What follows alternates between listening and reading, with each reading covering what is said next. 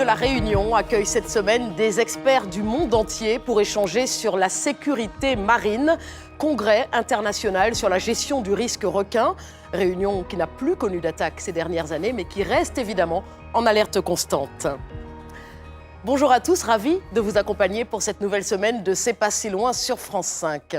Pas d'attaque récente, mais 12 requins prélevés à La Réunion depuis le cyclone Garance le 28 février dernier. Alors, quelle solution pour protéger au mieux la population? Reportage à suivre. Depuis le 9 mai 2019, plus aucune attaque de requins sur l'île de La Réunion.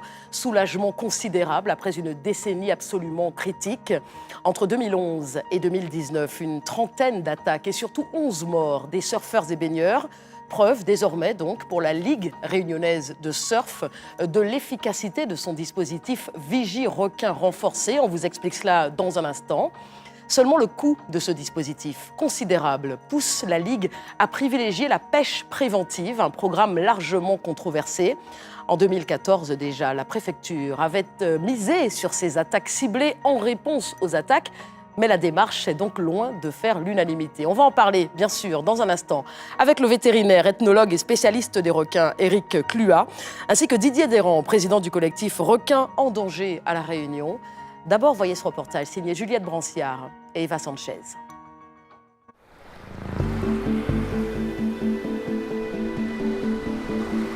L'île de La Réunion est sortie de sa torpeur.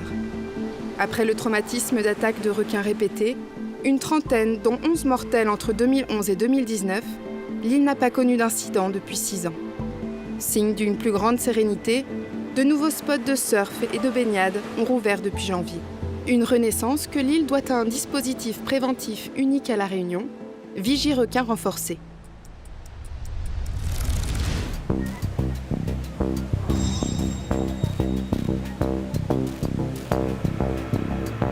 Bastien est le chef des opérations de ce dispositif mis en place en 2015. Chaque matin, il vérifie avec ses plongeurs si la visibilité dans l'eau permet d'ouvrir l'une des plages de l'île à la baignade. Du coup, là, j'ai mis le disque dans l'eau et le vigie lève la main dès qu'il ne le voit plus. Donc, il me dit que la visibilité est bonne. Donc, on a plus de 8 mètres de visibilité. On va lancer le déploiement terrestre. Tout simplement, la présence des apnéistes autour des surfeurs dissuade le requin dans sa zone de chasse. Ils ont sur eux un couteau, un débordoir, c'est-à-dire c'est un bâton qui puisse repousser les requins si le requin est trop intrusif, un garrot si jamais il y a une attaque qui puisse intervenir rapidement sur la victime, et bien sûr un sifflet pour donner l'alerte. Depuis 7-8 ans, on a eu juste quelques observations rares, mais on n'a pas eu d'interaction avec les requins. Ça prouve que le système fonctionne. Pour la Ligue réunionnaise de surf, à l'initiative du dispositif, c'est une page qu'elle espère tourner. Il y a eu un avant 2011 et il y a un après 2011. Nos esprits ont été marqués, vraiment, et on est marqués à vie. Ça a fait beaucoup de mal à toute l'économie, au tourisme, parce que bon, à La Réunion, il y a un tourisme vert, mais il y a aussi un tourisme bleu. Donc ça, voilà, ça a été très très douloureux. On commence à peine à s'en sortir. Bien décidés à se battre pour la survie de leur activité, les surfeurs réunionnais plébiscitent également un programme plus controversé, la pêche préventive du requin bulldog et du requin tigre. Développée à La Réunion et exportée dans d'autres pays en proie aux attaques, elle s'appuie sur la technique innovante du PAVAC, un système d'hameçon intelligent qui alerte les pêcheurs pour se rendre plus vite, libérer les prises dites accessoires ou abattre les requins ciblés. Les vigies, ils sécurisent les activités nautiques à l'intérieur d'un protocole, mais c'est bien le programme de pêche qui sécurise avant tout le monde. C'est pas un grand nombre de requins pêchés, en plus ce sont des requins ciblés, les requins tigres et bulldogs, et les prises accessoires sont relâchées. On n'est pas avec des dents de requin dans le cou et on est en train de dire qu'on va vider tout l'océan. On n'a jamais été comme ça. Si cette pêche ciblée rassure et tend à atténuer la menace requin, des questions restent en suspens. Quel est son impact sur l'équilibre du lagon? Le taux de survie des espèces relâchées est-il fiable? Difficile à dire, tant les données scientifiques manquent.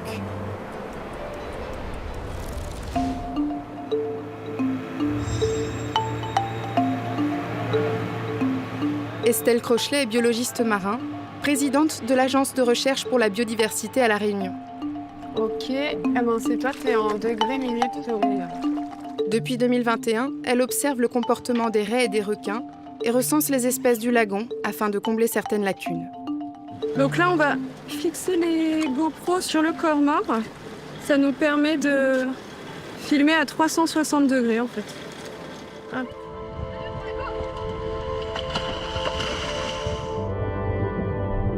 On a très peu de données sur les raies et les requins à La Réunion. Donc on doit établir une liste des espèces qui sont présentes. Ces espèces, elles sont toutes classées sur la liste rouge de l'IUCN, majoritairement sous le statut vulnérable.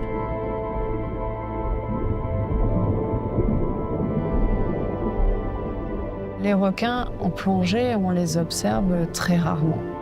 Soit ils nous détectent depuis loin et du coup ils ne s'approchent pas, soit ils ne sont tout simplement pas là.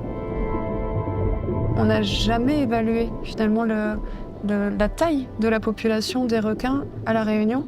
Donc c'est difficile du coup d'évaluer quel peut être l'impact de cette pêche sur ces populations de requins. Et au regard des données de pêche du PAVAC, fournies par le Centre de sécurité requin, 67% des prises concernent d'autres espèces, certaines menacées d'extinction. Donc ce qu'on voit, voilà, c'est barracuda, tortue, requin nourrice, raies-fouet, raies-guitare, raies-pastenague, mérou, murène. Donc ce sont des espèces, pour certaines, qui sont emblématiques, des espèces clés de voûte qui sont vraiment indispensables dans l'écosystème. Ah, waouh! Cool! On voit qu'il y a certaines espèces qui sont impactées, mais pour le quantifier, c'est très très compliqué. C'est la même chose pour les requins, en fait. Ils sont au même titre des maillons importants dans l'écosystème et méritent qu'on s'y intéresse et qu'on mette en place des mesures de gestion, de protection en vue de maintenir un équilibre et la bonne santé des écosystèmes.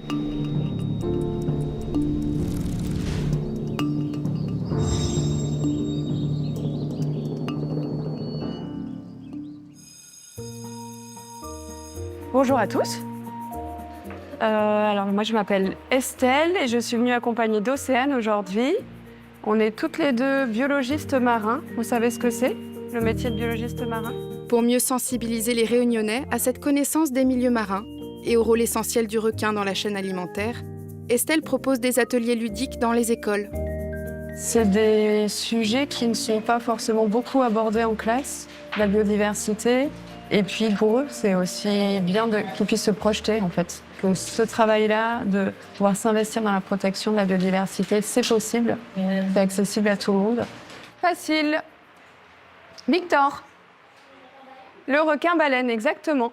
On en a vu un une fois au port du port. C'était un bébé, il faisait 9 mètres. Donc il était déjà plus grand que la longueur de la classe. Il y a des enfants déjà qui ont quelques connaissances, mais pour beaucoup, ils ont plutôt le mythe du requin qui fait peur. Et donc, c'est vrai que ça permet d'avoir une autre approche dessus. La crise requin, c'est un sujet qui est très sensible à La Réunion. Il y a des personnes qui ont perdu des proches. Donc, si on peut servir à répondre à certaines questions, tant mieux. Voilà, ça fait partie aussi du processus. Et l'on va évidemment plus loin avec nos invités. Bonjour Éric Luat. Vous êtes vétérinaire, ethnologue et spécialiste des requins. Merci d'être avec nous. Ça fait longtemps que vous étudiez le comportement des requins. Et selon vous, tout comme chez l'être humain, ces animaux ont des profils distincts. Certains, dites-vous, pouvant se comporter comme des serial killers, mais tous ne sont pas menaçants. C'est ça ? Exactement. C'est un petit peu caricatural, mais c'est quand même ça le fond de ma pensée et de ce qu'on est en train de démontrer. Ce qu'il faut comprendre, c'est que les pêches de régulation qui sont au cœur de nos critiques reposent sur une hypothèse qui est la densité dépendance, c'est-à-dire sur l'idée que plus il y a de requins, plus le risque est élevé. Alors je sais que ça peut être intuitif, mais c'est faux. Et c'est faux pourquoi ? Parce que l'homme n'est pas une proie instinctive du requin. C'est ça qu'il faudrait comprendre. Donc tous les requins n'ont pas la même probabilité de mordre un jour l'homme. Mordre, quand j'entends mordre, je dis dans un but de prédation. Il n'y en a que certains qu'on peut appeler déviants par rapport à une norme, c'est moins péjoratif évidemment, qu'on peut appeler singuliers, qui vont franchir le pas et donc un jour prendre le risque de s'attaquer à une proie qui n'est pas instinctive. Alors l'homme n'est pas une proie instinctive, mais pourquoi certaines espèces sont plus agressives et plus présentes aussi sur les côtes, notamment réunionnaises?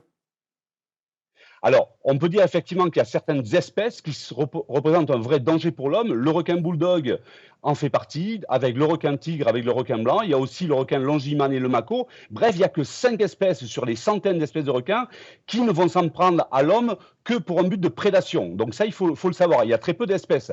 Mais ce que je dis, et qui est encore plus important que cette discrimination dans le comportement des espèces, c'est qu'au sein de la même espèce, 99,9% de vos animaux, de vos individus, des requins bulldogs qu'il y a autour de la Réunion, n'oseront jamais, je dis bien jamais, s'en prendre à l'homme. Vous avez parlé donc de ces requins tigres et ces requins bulldogs, d'où cette pêche préventive. Bonjour Didier Desrands. Merci également d'être avec nous. Vous êtes président du collectif Requins en danger à La Réunion. Alors je disais en préambule de cette émission que 12 requins ont été prélevés depuis fin février. Arrêtez-moi si je me trompe, mais prélevés en pareil cas, ça veut dire tuer, n'est-ce pas? Oui, évidemment. Et quel est votre C'est un regard terme sur cela? utilisé. Oui. C'est un élément de langage un peu hypocrite utilisé par la préfecture pour ne pas dire tuer, parce que tuer, ça fait mauvaise presse. Alors, vos recours juridiques contre la pêche préventive sont sans cesse rejetés, et pourtant vous en avez fait pas mal, me semble-t-il. Est-ce que vous entendez, malgré tout, que la population puisse craindre pour sa vie et soit partiellement favorable, faute de mieux pour l'instant? Si vous allez, ne serait-ce que sur les réseaux sociaux, et si vous écoutez la population réunionnaise, elle est globalement opposée à l'abattage des requins. Par contre, il y a une minorité, soit de commerçants qui sont sur le bord de mer, de vendeurs de magasins de matériel de surf, ou spécifiquement soit de pêcheurs dont les prises sont prises par les requins, ou surtout de surfeurs qui, eux, demandent à ce que les requins soient tués. Donc c'est une petite minorité de Réunionnais. Ce que vous nous dites, c'est que ceux qui sont pour la pêche préventive le sont uniquement pour des raisons économiques. C'est ça que vous nous dites, Didier Desrands? Non, économique ou de loisirs, oui. Sachant que les surfeurs, qui sont la tête de pont de l'abattage, défendent leur loisir de pouvoir surfer en paix comme avant 2011. Éric Luat, est-ce qu'un requin fait le distinguo entre un humain et une tortue ou un phoque, par exemple?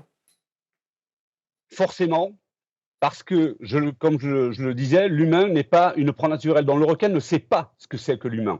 Nous sommes évidemment convaincus et nous savons que derrière un nageur, derrière un surfeur, derrière un plongeur autonome qui fait des bulles, c'est Homo sapiens, c'est-à-dire c'est l'homme. Lui, le requin ne le sait pas. C'est-à-dire qu'instinctivement, il a un répertoire de proies qui vont être des tortues, qui vont être des dauphins, qui vont être des phoques, qu'il connaît. C'est-à-dire tout ça, c'est intégré dans son ADN et il naît avec cette idée, cet instinct que ça peut se manger. Et c'est d'ailleurs ça qu'il va chercher à manger en priorité. En revanche, nous sommes, nous, un animal totalement inconnu pour le requin et c'est pour ça qu'il n'y aura qu'un requin sur 1000 ou sur 1500 qui vont s'en prendre à l'homme, à condition que ce requin-là réunisse des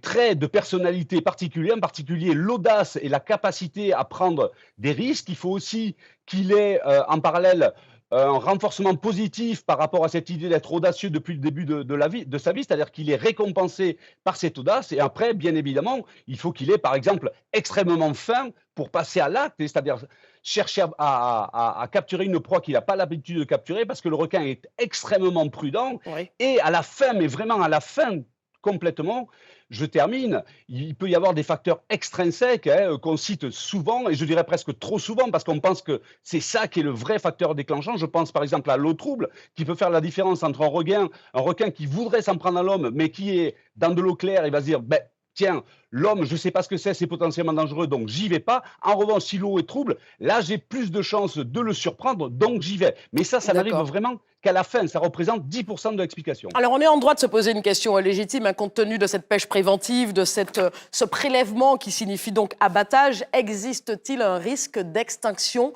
à l'échelle de la planète? En prenant de la hauteur, en tout cas, le constat est sans appel. La population de requins n'a cessé de diminuer au fil du temps. Regardez, on en parle juste après. En 50 ans, les populations de requins ont chuté dans le monde de 50%. Un déclin qui atteint 70% pour les requins océaniques du grand large et jusqu'à 90% dans les zones tropicales. Vieux de 420 millions d'années, ces grands prédateurs marins ont été victimes de la surpêche à partir des années 50, notamment pour leurs ailerons ou leurs foies. Autour des années 2000, 75 millions de requins étaient tués chaque année.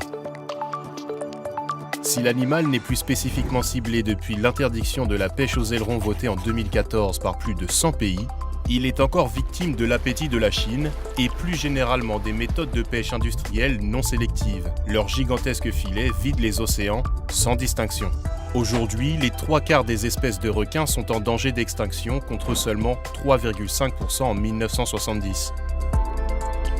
À ce rythme, et sans action globale, ce n'est qu'une question de temps avant que ces garants de l'équilibre des océans ne disparaissent. Didier Deyran, à votre connaissance sur l'île de la Réunion, quel contrôle sur cette pêche ciblée? Qui s'assure du taux de survie des espèces relâchées? Aucune étude n'a jamais été effectuée par le Centre Sécurité Requins ou quiconque, que ce soit sur les populations existantes autour de la Réunion au départ, avant le début des abattages, que ce soit pendant les années 2014 à 2025. On ne sait pas ce que deviennent les captures accessoires, qu'on appelle, accessoires, une fois qu'elles ont été relâchées dans l'eau. Personne n'en sait rien et je vous dirais, à la limite, les autorités s'en fichent, ça n'est pas ça leur problème. Leur problème, c'est d'abattre des requins pour acheter la paix sociale. Est-ce que vous avez le sentiment que ce qui prime, ce sont les attaques, c'est la crainte potentielle et c'est peut-être aussi la médiatisation des attaques? Est-ce que tout ça joue un rôle dans cette pêche préventive privilégiée? Vous parlez de la part des autorités? Est-ce que la façon, je reprends ma question effectivement de façon plus claire, pardon. Est-ce que la médiatisation des attaques joue un rôle dans le choix des autorités de privilégier cette pêche préventive et peut-être de ne pas se soucier, dites-vous, de la suite et de la survie des espèces?